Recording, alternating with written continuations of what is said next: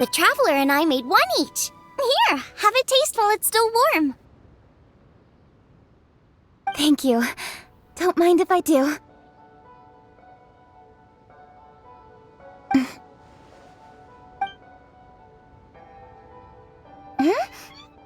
What is it? What does that face mean? This flavor... I've tasted it before. Apologies. Xiangling, Traveler, thank you both. This is everything I had hoped it would be. It tastes wonderful and... quite amazingly, somehow it took me right back to my childhood. When my Really? That's awesome! I didn't have a chance to fully explain before. In fact, when Master had filled in the missing parts of the recipe for me, I realized that I already knew how to make— You already knew? You mean you were able to make this without ever seeing the recipe? Uh-huh. My dad taught me how to make it. Wait, but isn't this dish from Kuching's grandpa's notes, though? About that. I do not believe that this recipe was my grandfather's creation. My grandfather was a well-known real estate tycoon in Liyue, and also a scholar.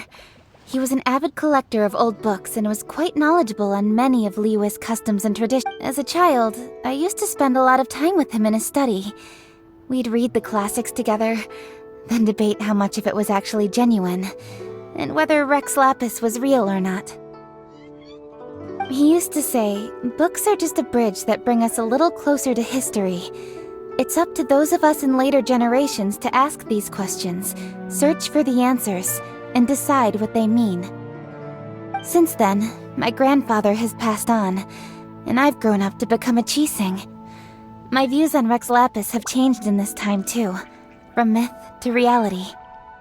For me, the name Rex Lapis is inextricably wound up with memories of my grandfather. Whenever I see his name written down, it always reminds me of sitting in my grandfather's study, seeing all of his notes. As I said earlier, this recipe came from those same notes. It's an ancient dish that he was trying to restore to its original form.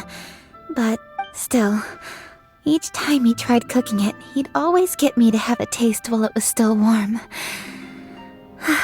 The memories. This really is the taste of my childhood. Ancient dish? Are cornbread buns really that old? Well, at least in my family it is. My dad learned how to make it from his dad, and supposedly it's been passed down that way for generations. We call them chili mince cornbread buns. They're a traditional folk food snack, easy to pack up and take with you on the road. So they're the... Seeing Guoba just reminded me of something. I actually made this dish on the day I first met Guoba. How did you first meet? It was in a cave in the mountains. I ducked inside to get out of the rain and saw an offering table in there, so I put the cornbread buns I'd brought with me on it. Then I ended up falling asleep, and when I woke up, I found out that Guoba had eaten every last one. Guoba followed me around ever since. We're practically family now. Hold up! Stop the conversation! Look! The stone! It burst open! It's... Guoba? What are you... What? Ah, I see the chili mince cornbread buns have been served. Master! Granny, look! The stove god statue looks just like Guoba! Oh, indeed it does. After all, Guoba is the deity you've been searching for. God of the stove. Guoba is a god? You asked me if a sufficiently festive atmosphere would be enough to reawaken the stove god. And my answer is this. The stove god has always been a deity with great affection for the people, and who acts in response to their desires. Passion can be a technique, a skill. Masterful chefs is wonderfully exciting, but it is more an exercise of passion than of desire. and passion alone will not suffice to reawaken the stove god from his deep slumber. But just now, when Kuching ate this dish he had longed for, a deeply held desire was fulfilled. The enormous power unleashed by the fulfillment of this desire resonated with the stove god's statue, and caused it to manifest once more the form it took in the past. Of course, the stove god himself is not contained within the statue.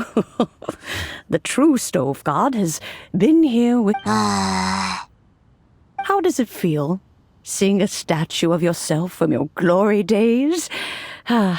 Look at it. Glory days? Wait, what happened? Did Groba used to be different from now? Oh, yes.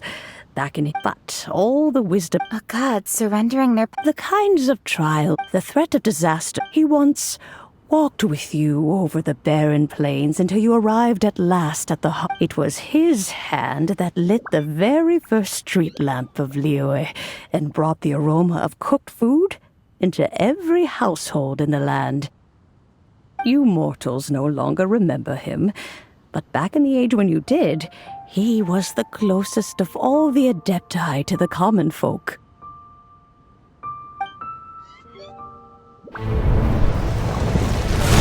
Machosius, god of the stove, born from a spark when stone struck stone. He was a god with a great love for humanity and their well-being. Millennia ago, the people sought to expand their city. They built a dwelling on the plains and called it the Gweli Assembly. The stove god cared greatly for the people, turning himself into minions who went into every home, fostering food and solidarity alike. Alas, their home was taken by a flood. The waters ravaged the Gweli Assembly and forced the people back south to Liyue Harbor. Though the distance was not far, the journey was plagued by a terrible storm. For a dozen days, the Adepti stayed by their side. During this time, the stove god cooked an ancient delicacy, flatbread with a meat sauce to stave off the cold and damp, fit for those on the move. Centuries later, disaster and plague arose once more. The stove god would appear no longer, for he placed all of his power into the land itself to quell the calamities. His power expended, and his wits greatly reduced. Thus his body decreased in size. By the time he parted ways with us, he wasn't even the height of a human. He told Rex Lapis and I of the dishes that bring joy and of the secrets of the flame, then went into the mountains and entered into a long slumber.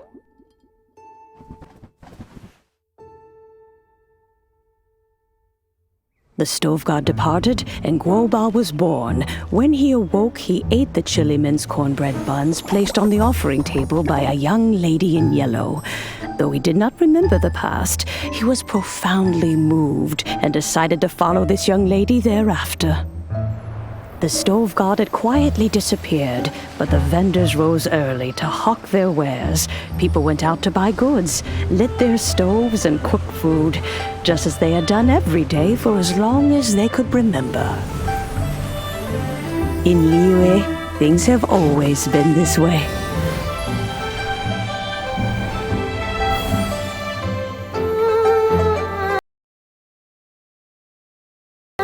Nature provides, the mountains rejoice. We are blessed by heaven's good grace. Years have gone by. The world has transformed, but our way of life survives.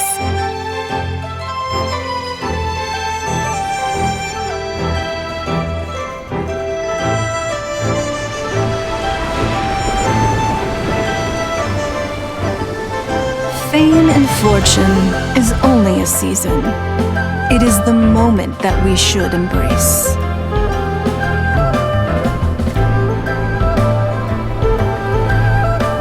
Past meets present. Heritage becomes legacy. Long into the future may we thrive. once told me that